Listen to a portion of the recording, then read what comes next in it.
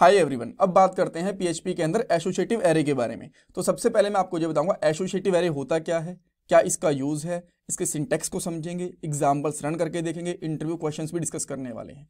ये हमारी पीएचपी की प्लेलिस्ट है, 44 वीडियोस आ चुकी हैं और भी बहुत सारी वीडियोस आने वाली हैं। उसके बाद एक प्रोजेक्ट भी आएगा। हर एक टॉपिक में हम लोग इंटरव्यू क्वेश्चन भी कवर कर रहे हैं जो आपकी डेफिनेटली हेल्प करने वाले हैं इंटरव्यूज़ के अंदर।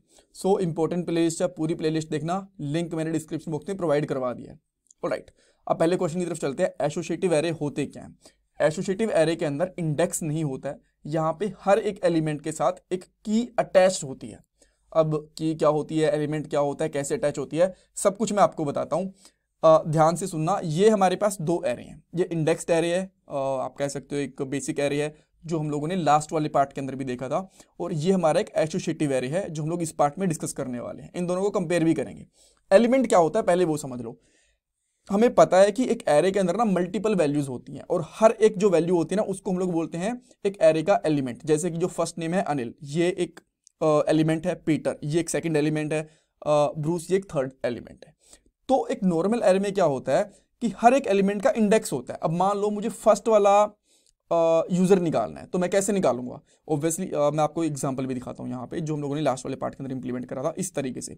जैसे कि मुझे फर्स्ट वैल्यू निकालनी है तो यूजर्स के आगे मैं इस तरीके से 0 लगाऊंगा और मेरा फर्स्ट एलिमेंट आ जाएगा अनिल। सेकंड वैल्यू सैम निकालने के लिए मैं 1 डाल दूंगा, थर्ड वैल्यू निकालने के लिए 2 डाल दूंगा, और इस तरीके से हम लोग वैल्यूज को निकाल सकते हैं या फिर डायरेक्टली लूप भी चला सकते हैं। ठीक है, तो ये हमारा एक नॉर्मल एरे होता है जिसमें हर एक एलिमेंट का इंडेक्स होता है। बट एसोसिएटिव एरे के अंदर क्या होता है, ये जो एलिमेंट्स होते हैं ना उनका इंडेक्स नहीं होता, उनकी एक की होती है। जैसे कि आप यहाँ पे देख सकते हो, यहाँ पे नेम ये एक की है, अनिल इसकी वैल्यू है, एज एक की है, 30 इसकी वैल्यू है, सिटी एक की है और दिल्ली इसकी वैल्यू है।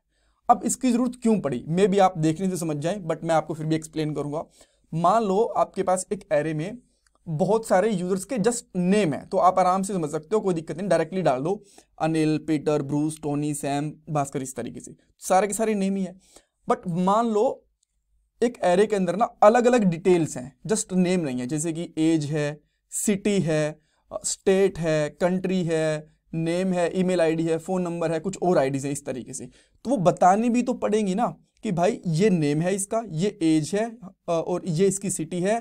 तो वहां पे हमें जो की होती है ना उसके अंदर बताते हैं कि ये किस चीज की इंफॉर्मेशन है और उसकी इंफॉर्मेशन उसकी वैल्यू में स्टोर होती है। राइट, इस तरीके से आप यहां पे देख सकते हो, जैसे कि name Anil, age 30, city Delhi. तो यहाँ पे एलिमेंट क्या है अनिल और की क्या है नेम। तो इस तरीके से हर एक एलिमेंट के साथ में एक की अटैच होती है ताकि पता चले कि इंफॉर्मेशन है क्या, भाई उसका नेम है, उसके शहर का नाम है, उसके फादर का नाम है, क्या नाम है। राइट, इस तरीके से। ठीक है, तो अब हमें ये पता चल गया कि एसोसिएटिव एरे के अंदर हर एक एलिमेंट के साथ में उसकी की अटैच होती है। अब की क्या है और वैल्यू क्या है, यानी कि एलिमेंट क्या है, वो भी हम लोगों ने देख लिया। ठीक है, अब सिंटेक्स भी आपके सामने ही है इस तरीके से। अब इसको इंप्लीमेंट करके देख लेते हैं कैसे इंप्लीमेंट करना होता है। मैं क्या करता हूं, सिंपली एक एरे क्रिएट करता हूं जहां पे मैं डालता हूं सेम नाम यूजर डिटेल्स।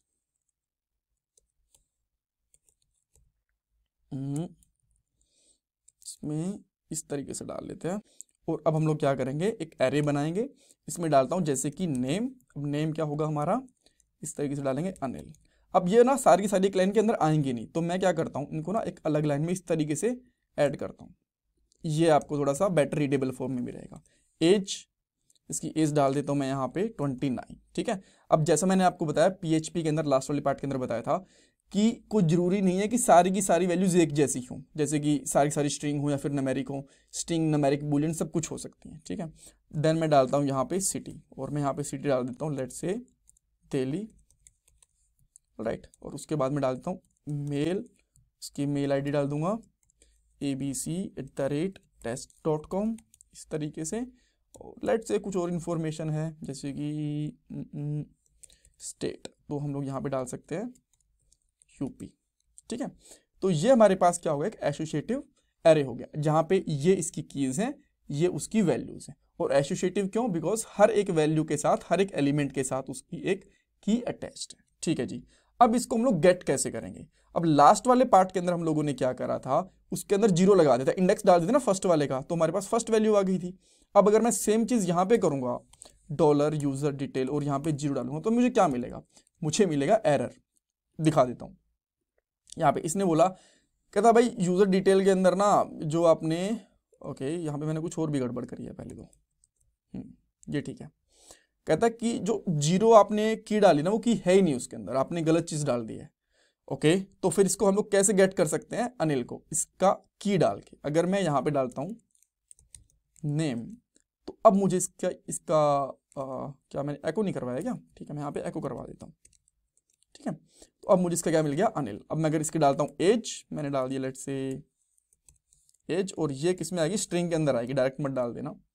तो अब क्या आ गया 29 आ गया। तो इस तरीके से हम लोग कोई भी डिटेल निकाल सकते हैं। जैसे कि यहाँ पे मैं ले लेता हूँ नेम, एंड उसके बाद में मैं यहाँ पे निकाल देता हूँ लेट्स से स्टेट या सिटी, इस तरीके से। अब ये सारी की सारी एक जगह दिखेंगी, तो मैं यहाँ पे BR टैग पहले ही ऐड कर देता हूँ ताकि हमारे बीच में ना आए, ठीक है। अब यहाँ पे देखते हैं तो हमें इस तरीके से डिटेल भी मिल रही है, ठीक है। अब ये तो ठीक है, बट इसके ऊपर हम लोग लूप कैसे चला सकते हैं, लूप की प्रॉब्लम आ सकती है। बिकॉज अब देखो हर एक हमारे पास जितनी डिटेल है ऐसे तो करके प्रिंट करते करेंगे नहीं ना, हमें लूप के अंदर चाहिए ऑब्वियसली। लूप इसके ऊपर यूज करेंगे हम लोग फॉर ईच। तो यहाँ पे हम लोगों ने फॉर ईच लूप लगाया, और देन हम लोग यहाँ पे क्या करेंगे, डॉलर यूजर डिटेल्स एज, और यहाँ पे लिखेंगे डॉलर डेटा, इस तरीके से, राइट। बट इसके साथ एक की अटैच कर देंगे। कैसे, यहाँ पे लिखेंगे डॉलर की, इस तरीके से, और ये हो गया इसके साथ में की अटैच। अब मैं यहाँ पे करता हूँ डॉलर डेटा, ठीक है, और इसको प्रिंट करते हैं। अब ऐसा नहीं है कि ये मैंडेटरी है कि अगर आप इसको हटा दोगे ना यहाँ से तो भी ये चलेगी, ठीक है। मैं आपको इवन एक अलग अलग लाइन प्रिंट करके दिखाता हूँ यार, ये BR भी ना परेशान करता है बार बार। तो आप देखो यहाँ पे डिटेल्स आ गई हैं।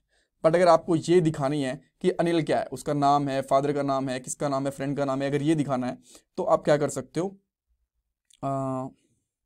इसके साथ में की लगा सकते हो, डॉलर की, और इस तरीके से, ठीक है। अब अगर आप खाली डॉलर की प्रिंट कर दोगे तो इसकी कीज प्रिंट हो जाएंगी, जैसे कि नेम, एज, सिटी, ये इस तरीके से, ठीक है। तो अब हम लोग क्या करते हैं, इसके अंदर की इज, और उसके बाद में यहाँ पे डाल देंगे डॉलर डेटा, यानी कि जैसे कि नेम इज अनिल, उसके बाद में एज इज 29, इस तरीके से आ जाएगी। बिकॉज की हमने डाल दी, कि यहाँ से निकल के आ जाएगी, उसके बाद में इज हमने खुद से लगा दिया, और डेटा यहाँ पे हमें मिल गया। एंड हियर वी गो, देखो name is Anil, age is this, city is this, email ID is this, and state is this, इस तरीके से, राइट। सो ऐसे हम लोग बेसिकली एक फॉर ईच लूप के साथ में एसोसिएटिव एरे को यूज कर सकते हैं।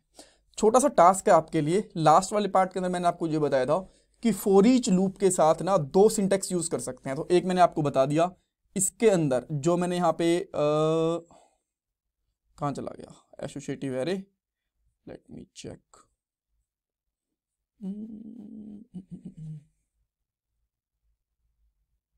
यहाँ पे देखो, इसके ये वाला सिंटेक्स यूज करके दिखाओ, फॉर ईच में जाना था यार, ये वाला सिंटेक्स यूज करके दिखाओ आप लोग एसोसिएटिव एरे के साथ में। बहुत इजी है, मुझे पता है आप कर लोगे। आप चाहो तो इसका वीडियो को पॉज करके यहाँ से इसको देख भी सकते हो। Alright, so thank you so much. मैं आपसे रिक्वेस्ट करूँगा कि प्लीज़ वीडियो को लाइक करो।